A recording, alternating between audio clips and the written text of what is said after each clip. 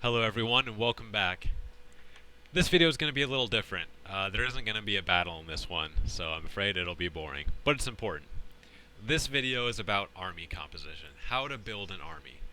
Now if you watch my previous videos, I talk a lot about the core. That's the first thing you need to do when you're building an army. What's the core of your army? What's the central idea that you're going to depend on to win battles? So to start out, I will use my standard setup. Here it is, valued at 9,900 koku, so just 100 under the limit. It's perfect. Alright. Now, like I said before, the core of my army is katana samurai. 6 of them. Because the point of this army is to be able to hold down the enemy and crush him in toe-to-toe combat. Not a whole lot of maneuvering needed. All that will be done early battle. I start in the early battle with my cavalry to neutralize the enemy's core, and then once they're gone, especially the missile and cavalry units, it'll be easy pickings for my katana samurai to walk in and just cut them down. So that's the core of my army, these 6 katana samurai. So if that's what you start with, you say, what's the rest of my army going to be? And you have to think about the rest of your army as supporting that core. Don't think of your army as having multiple cores. Don't try and do that, because you'll overextend yourself and then all your cores will be weak. So how do you support a katana army? Well, it's pretty single-minded. Katanas rip things up in close melee, generally against infantry. So how do you support that? What are the weaknesses? Well, let's start first with cavalry, pretty obvious. So I have these 2 Yari samurai. I find that having lesser units of better quality infantry is better for taking out cavalry, because most people don't use a lot of cavalry. They may have, at most, like, 4 units of cavalry, generally. Even less sometimes, but you can think of an average of being 2 to 4 units of cavalry per army. So you don't need a lot. You don't need to pack a whole bunch of Yari Ashigaru into it to support your katana samurai.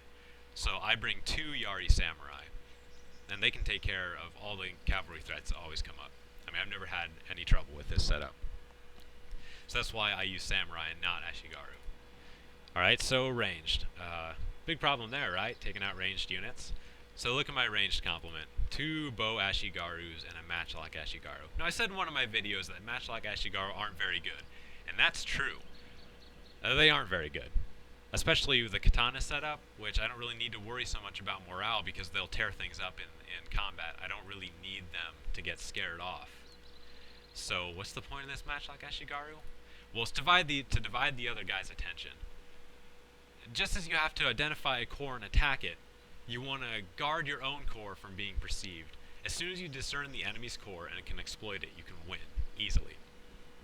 So, in return, you also have to kind of disguise your core as much as possible. That's where matchlock Ashigaru are great in this role. Now, you don't need good quality infantry here. Ashigaru is perfectly fine. A firearm unit is a firearm unit. Just the Ashigaru will be perfect. These are the guys that are going to absorb a lot of blows. You want to put them near the front, attract attention. Because I guarantee it, if you use matchlock units, the enemy is going to focus on them hard, and they're going to ignore the core of your army. It's perfect diversion. So to support that, I just have the 2 bow Ashigarus. 1 would be too few, not enough of a threat, but 2 bows, I think, is just enough for the enemy to keep that threat in mind. It's a perfect number. Now the cavalry. Light cavalry is terrible in general, so it's easier to say use Yari cavalry.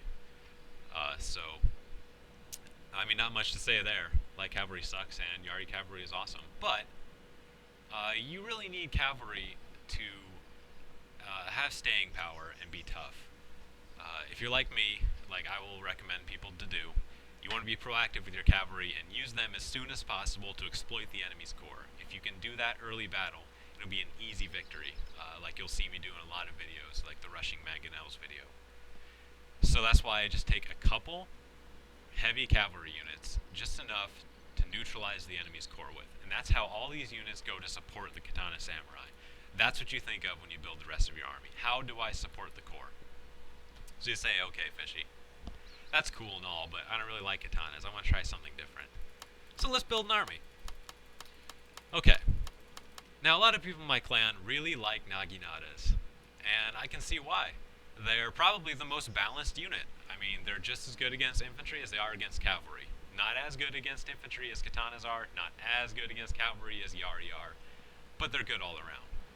So, we want to make a core of naginatas. That'll be the premier headline of our army. So how do we make an army around that?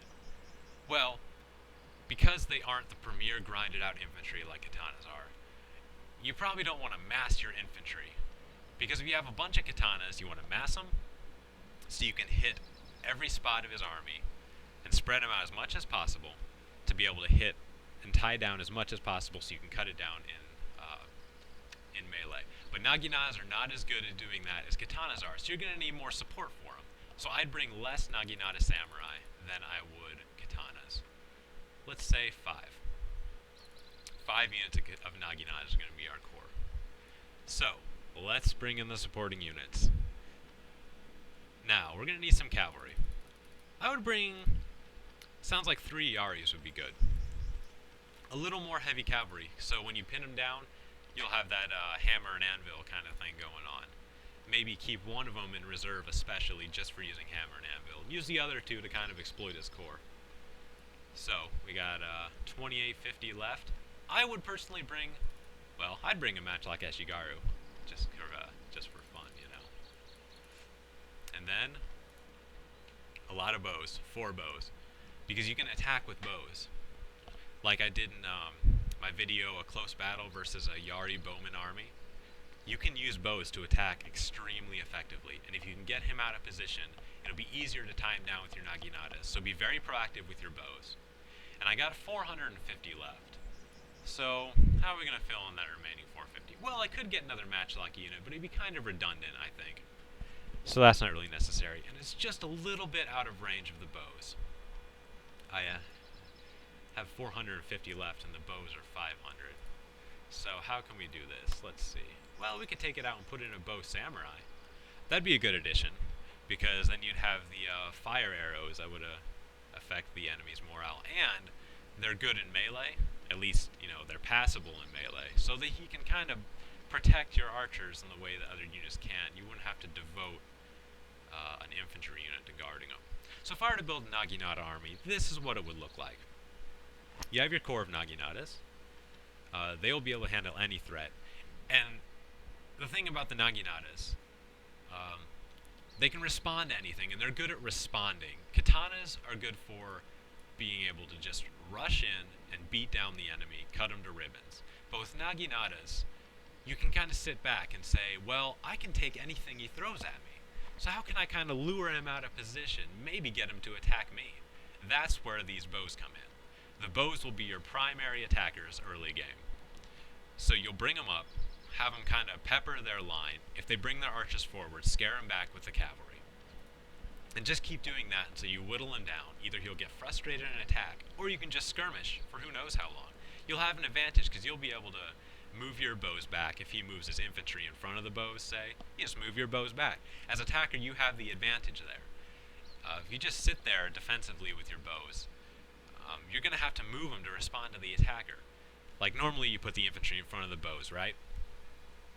So you have your bows moved just in range to hit the infantry. They'll probably move their bows up to hit your archers.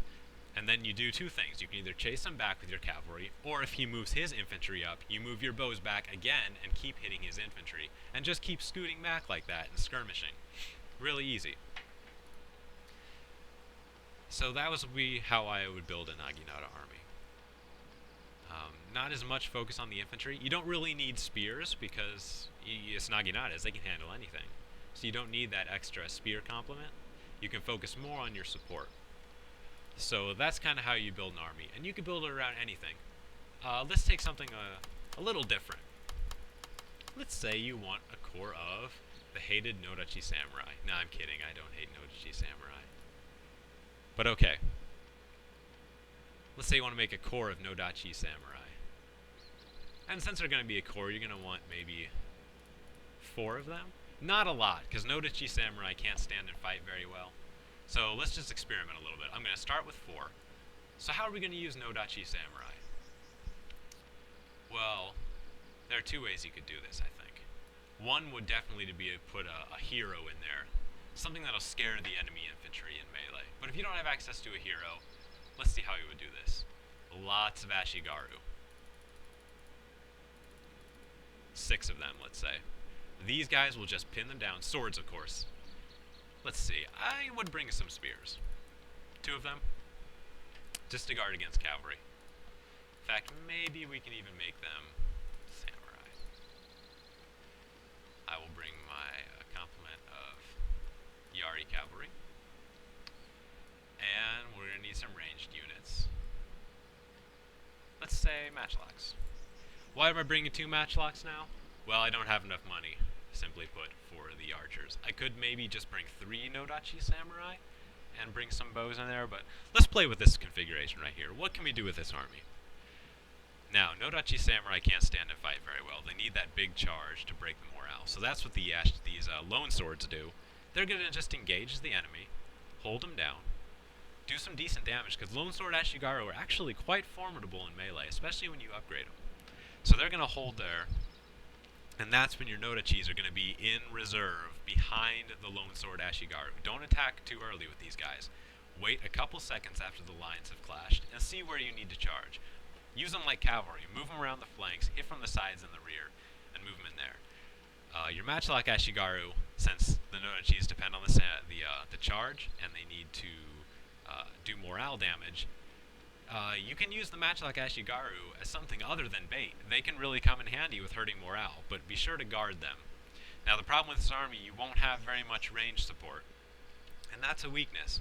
But hopefully the matchlock ashigaru will intimidate the enemy, keep him a little timid, and you'll have to be very active with your cavalry to hold down his archers as much as possible. Even if you just have him running around absorbing arrows, I mean anything to just keep his range occupied while you close in. So I think this will be a very workable setup too. And you can tweak it. I mean, you could say 3 nodachi samurais, and then what? Then you could have 3 bow ashigarus, and have a good range complement with that. So you can play around with that. But I don't want to necessarily advocate specific setups with this video. The point is teaching you how to think of a core and build your army around it. That's what you have to do. Don't spread your focus over many different cores and think, well, I'll have this, and I'll have this, and they're all kind of independent. It's not how you want to do it. You want to have one core supported by the auxiliaries. Think of every weakness that'll come with that core and build around it. So that's how I would recommend you look at building an army. There's a lot of theory in this part, but it's possible to deduce what a good army would be in advance. You can think about it, and it'll really help your success on the battlefield if you think about the core of your army and how to support it. Thanks for watching.